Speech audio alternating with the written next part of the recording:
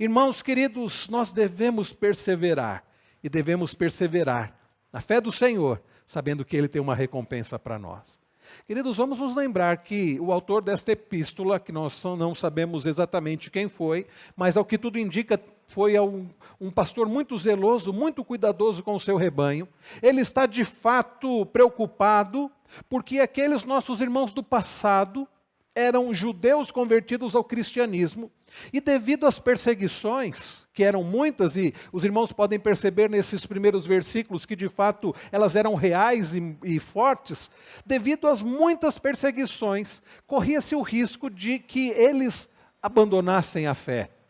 Corria-se o risco deles deixarem o evangelho para voltar para algo que era inferior, o judaísmo. Para voltar para aquilo que apenas apontava para Cristo, para aquilo que era apenas sombra, como nós temos aprendido até aqui. E nós vimos na semana passada uma advertência por demais solene, por demais grave, por demais séria. O autor desta carta, ele fala para aqueles nossos irmãos do passado sobre o fato de que se eles deixassem o evangelho, se eles abandonassem a fé em Cristo, nada mais restaria para eles, a não ser um fogo ardente, um fogo consumidor. Ele diz, meus queridos irmãos, ele termina no verso de número 31, dizendo, horrível coisa é cair nas mãos do Deus vivo. Aqueles nossos irmãos do passado, então, foram advertidos de forma séria, solene e grave, de que deixar a Cristo apostasia significaria perdição eterna. Agora, irmãos, depois de fazer aquela grave advertência, ele vai trazer aqui alguns estímulos para aqueles nossos irmãos e para nós hoje. Sabedores, queridos, que sim, abandonar a Cristo significa não nos restar mais nada. É preciso lembrarmos que existem não apenas esse aspecto negativo a respeito para nos estimular na fé em Cristo, mas existem coisas positivas também para nos ajudar na nossa caminhada cristã, que nós sabemos não é fácil. Quais são essas coisas positivas, queridos irmãos? Depois de falar deste fogo consumidor, depois de falar que horrível coisa é cair nas mãos do Deus vivo, aquele pastor zeloso passa a trazer à memória daqueles nossos irmãos do passado, coisas que eles já haviam experimentado. Vejam como ele inicia o verso 32. Lembrai-vos, porém, dos dias anteriores. Irmãos queridos, como a história é importante. Como é importante lembrarmos-nos dos dias anteriores. Aqueles nossos irmãos do passado haviam experimentado grandes provações, grandes perigos, grandes sofrimentos. E agora o que aquele pastor zeloso está fazendo é trazer à memória daqueles nossos irmãos do passado o que eles já haviam experimentado, para mostrar para eles que houve fortalecimento em Cristo para a vida deles naqueles dias. Para mostrar, para lembrá-los que naqueles dias difíceis, o Senhor mesmo foi quem os sustentou. Para lembrar que naqueles dias difíceis, tudo o que eles precisaram foi não confiar em si mesmos, não confiar nas situações, não olhar para as circunstâncias, mas olhar firmemente para o autor e consumador da fé. E meus irmãos, como isto é importante. Vejam o que ele diz. Lembrai-vos, porém, dos dias anteriores, em que depois de iluminados, sustentastes grande luta e sofrimentos. Depois de iluminados, o que significa isso? Depois que eles creram no Evangelho, depois do que Deus fez na vida deles, depois do fato de Deus dar entendimento para eles, depois de convertidos, depois que Deus tirou as escamas dos olhos deles, depois que Deus fez com que eles crescem em Cristo, depois que Deus fez com que eles compreendessem a graça, o Evangelho da graça. Sabe o que aconteceu? Depois que eles creram em Cristo, não, a vida deles não virou um mar de rosas, como alguns pregam por aí. Venha para Jesus e pare de sofrer. Na verdade, aqueles nossos irmãos que antes estavam no judaísmo, estavam caminhando para a morte porque eles não poderiam encontrar justificação pelas próprias obras, após crerem em Cristo, isso foi pela graça de Deus, tanto é que o autor diz, depois de iluminados, é Deus quem nos ilumina, é Deus quem nos dá a fé, é Deus quem nos faz enxergar a pessoa e a obra de Cristo. Depois que Deus faz isso na vida deles, o que eles passam a experimentar? Grande sofrimento. Olha o que ele diz. Final do verso de número 32, sustentastes grande luta e sofrimentos. o autor não deixa claro quais foram aquelas grandes lutas e sofrimentos. De acordo, meus irmãos, com historiadores da época, os cristãos naqueles dias, eles eram presos, encarcerados, torturados, cerrados ao meio, alguns crucificados. Os cristãos daquele dia, lembrem-se, o Império Romano era a grande potência da época, e as nações estavam debaixo do poder, né, do imperador romano. E o Império Romano fazia com que, e queria que as suas províncias vivessem em paz. E o que os judeus faziam? Os judeus, sabendo que o imperador romano buscava glória apenas para si mesmo, os judeus então, eles constantemente acusavam os cristãos que serviam a um outro senhor. E diziam, olha, está vendo? Os cristãos estão dizendo que servem a um outro rei, não o imperador de Roma. E com isso os romanos então prendiam, torturavam. Não era incomum, queridos irmãos, os cristãos serem lançados para as feras no Coliseu romano. Não era incomum cristãos serem amarrados aos postes. Passavam naqueles cristãos uma espécie de produto inflamável e depois colocavam fogo naqueles cristãos e eles serviam de iluminação para as corridas de carruagem dos romanos. Não era incomum esse tipo de coisa. E então vejam que ele continua dizendo no verso 33, ora expostos como em espetáculo, tanto de opróbrio quanto de tribulações, ora tornando-vos coparticipantes com aqueles que desse modo foram tratados. Quando diz aqui, como em espetáculo, certamente essa ideia de que eles eram colocados em praça pública, eram ali, meus irmãos, lançados às feras, eram ali queimados, eram ali humilhados. Tudo isso acontecia com os cristãos daquela época.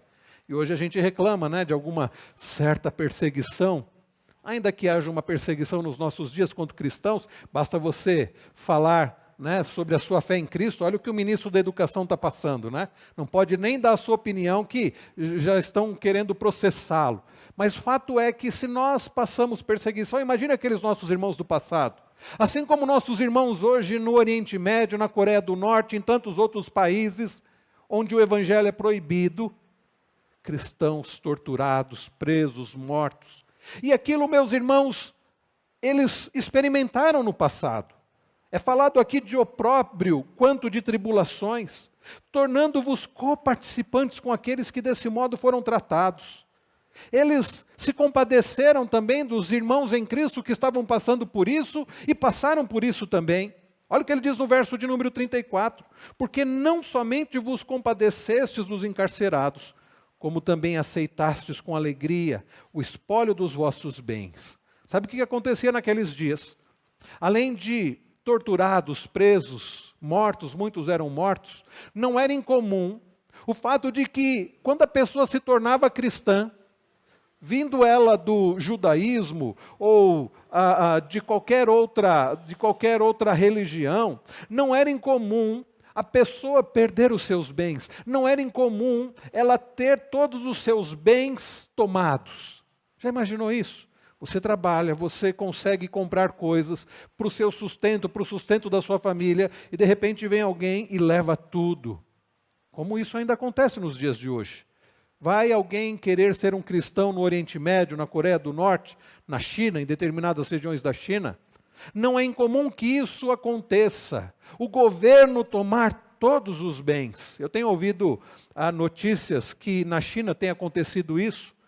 Professores, por exemplo, se falarem de Cristo, eles não somente podem perder o emprego, como podem ser presos. No Oriente Médio, se a pessoa passar a fé cristã, ela pode perder todos os seus bens, ela pode sofrer grandemente. Então, fato é, queridos, que na vida cristã, essa história de que porque você serve ao Senhor, você não vai ter problema nenhum, por vezes é o contrário, por vezes é justamente quando nós nos posicionamos com fé no Senhor, falando do Senhor, nos posicionando firmemente contra este mundo, é que nós somos perseguidos, é que nós passamos a sofrer retaliações, perseguições, tribulações. Mas vejam, o que o autor desta carta está fazendo é lembrar aqueles nossos irmãos e nos ensinar que mesmo em meio aos sofrimentos é possível permanecermos firmes. Sabe por quê? Não é por causa da nossa resiliência. Aliás, essa palavra é uma palavra da moda, né? Você precisa ser resiliente. E essa semana eu lia sobre resiliência, semana que passou, e numa das lives de uma das igrejas, né, falando para adolescentes, o pastor dizia assim, sobre a resiliência, e que um material resiliente é aquele que você pega, e você pode envergar aquele material, ele não quebra, ele suporta. Irmãos queridos, a questão não é que nós podemos passar por essas tribulações por causa da nossa resiliência, por causa da nossa capacidade, não. Mas é por causa do poder do Senhor, da força do Senhor, do sustento do Senhor. É possível, queridos, passar por tudo isso, sustentados pelo Senhor. Agora pense comigo, irmãos nossos do passado sofreram grandemente. Vejam, o texto diz aqui, ainda no verso de número 33, expostos como espetáculo, tanto de opróbrio como de tribulações, ora tornando-vos coparticipantes com aqueles que desse modo foram tratados. Por que eles conseguiram passar por tudo aquilo? Pelo sustento do Senhor.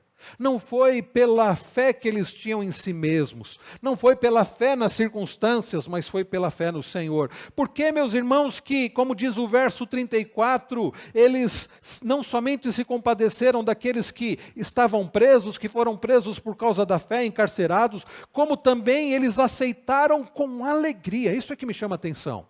O autor aqui não diz que eles simplesmente tiveram os seus bens espoliados, tiveram os seus bens confiscados. Não, diz que eles suportaram com alegria. Aliás, aceitastes com alegria o espólio dos vossos bens.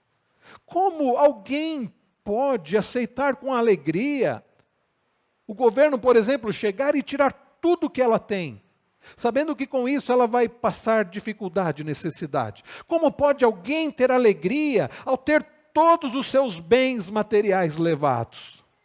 O final do verso de número 34 nos ensina qual é o motivo.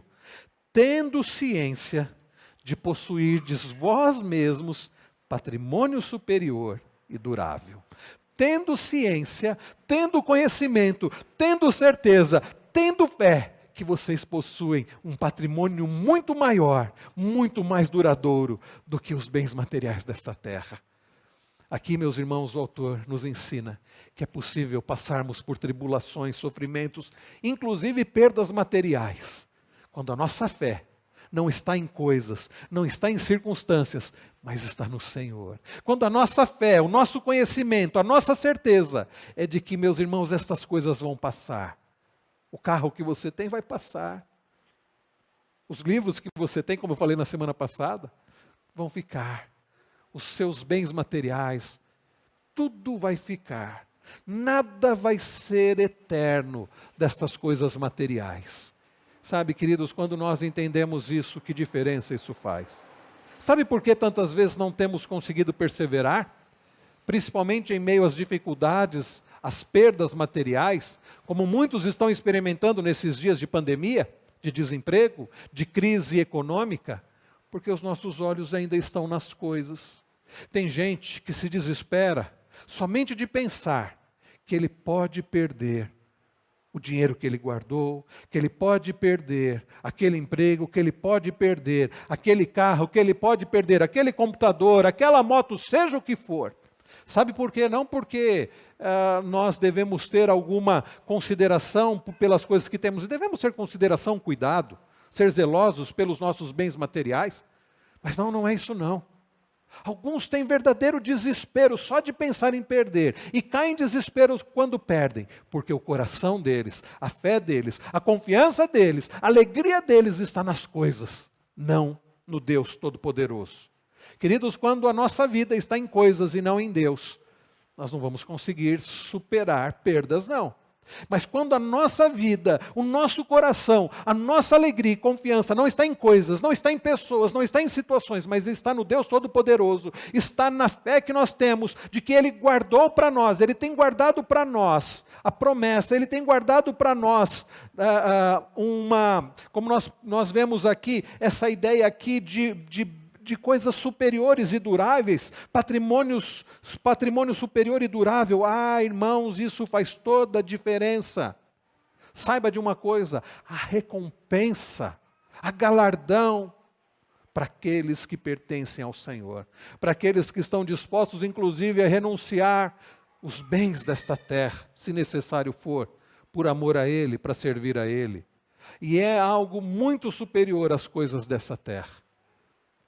Irmãos, são bens que, como Jesus disse lá em Mateus 6, a partir do verso 19, são bens que o ladrão não pode roubar. São bens que a traça não pode, nem a traça nem a ferrugem pode corroer. São coisas de peso e valor eterno. Onde está o seu coração? Nas coisas aqui da terra ou nas coisas do céu? Nas coisas passageiras, efêmeras?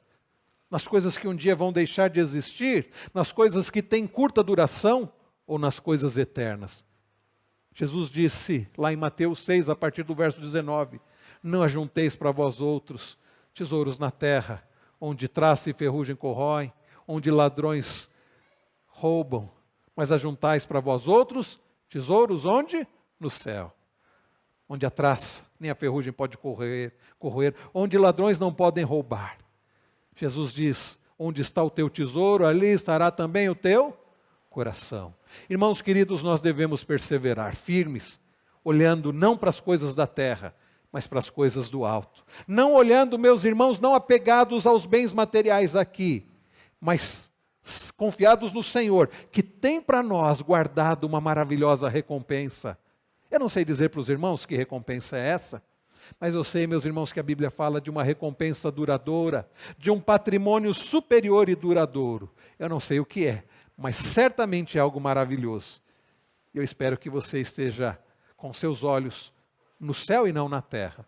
Queridos irmãos, então, em primeiro lugar, nós aprendemos que devemos perseverar na fé no Senhor, olhando, sabendo, tendo a certeza de que há recompensa eterna nos céus para nós. Bom? Então, ao enfrentar dificuldades, provações, privações, perdas, lembre-se, há uma recompensa muito superior nos céus, para mim e para você. Então não se desespere, olhe para o Senhor, confie no Senhor, não coloque o seu coração em coisas, não coloque o seu coração em bens, coloque o seu coração no Senhor. Olha o que ele diz no verso de número 35, não abandoneis, portanto, a vossa confiança, ela tem grande galardão.